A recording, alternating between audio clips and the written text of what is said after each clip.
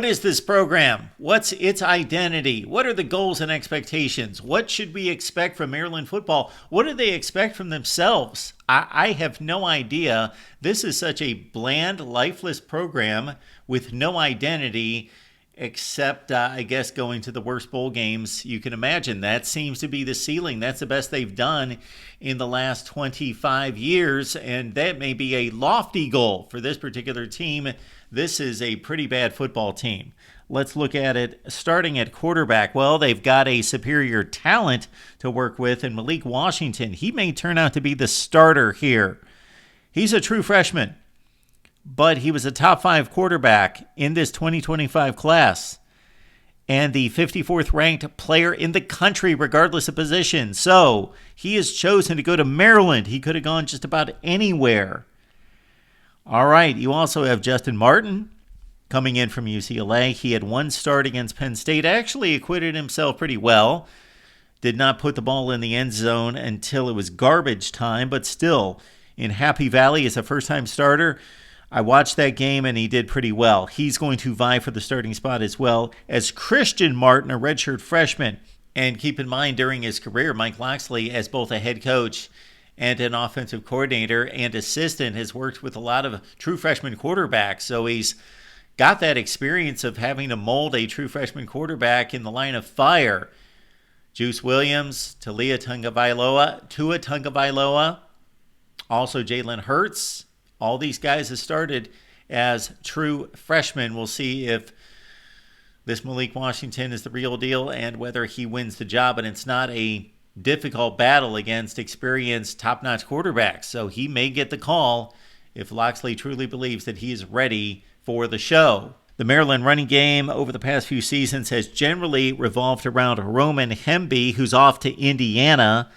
So very little experience coming back in the way of Nolan Ray, 374 rushing yards last year for the Terps, and a slew of top 50 running backs over the last several recruiting classes. A couple wide receivers off to the NFL in Ty Felton and also Caden Prather.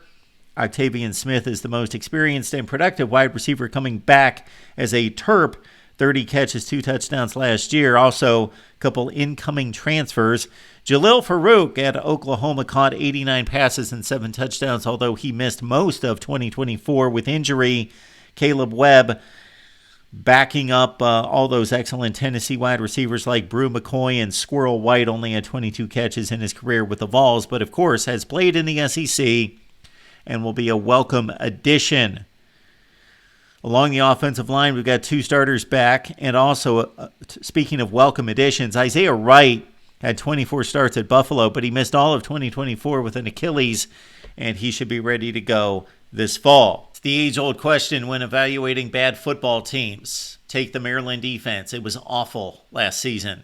They bring back 1 starter. Is that a good thing? Well, the starters that could have been coming back may be a little bit better, could have improved and progressed and developed, but with 1 starter back, it's a mystery as to what this Maryland defense is going to be, except for we know it's going to be, again, pretty bad.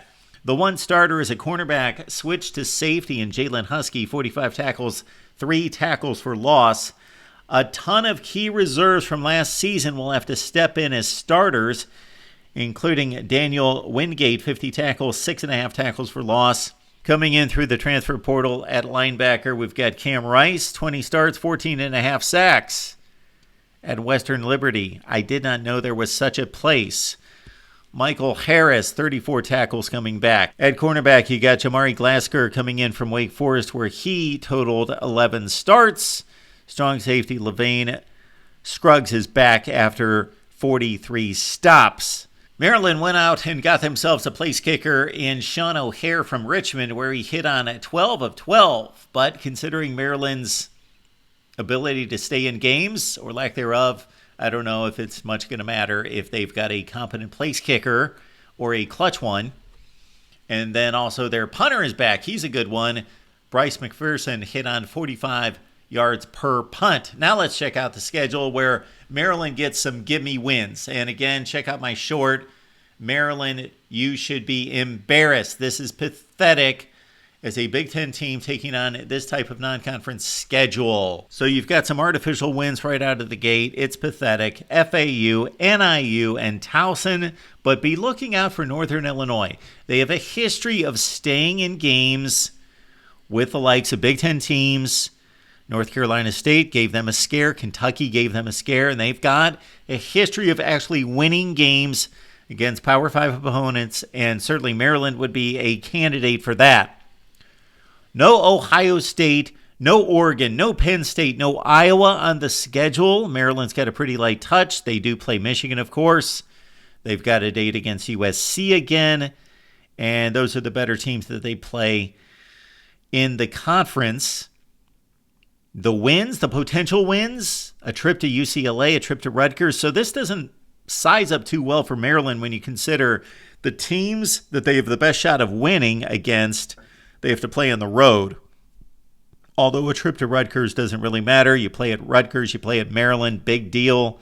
And then they finish off the season at Michigan State. That game's going to be played at Ford Field in Detroit. Add it all up, and does it matter if Maryland wins one game, two games in the Big Ten, maybe even three games in the... No, I can't see this team winning 3 games against this schedule.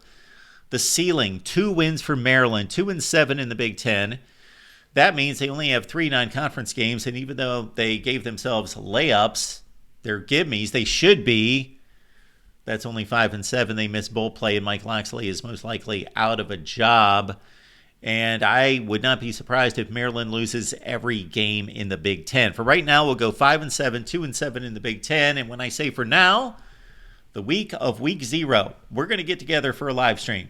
And we're going to roll up our sleeves, go to work, start with week 0, go through every game in college football and predict them all and just see where we land. Once we go through the entire season, week to week to week to week, see where we land, go through the playoff, select the playoff, and then predict those games as well. Should be a whole lot of fun. Keep it locked in here at the Voice of College Football, and we will see you next time.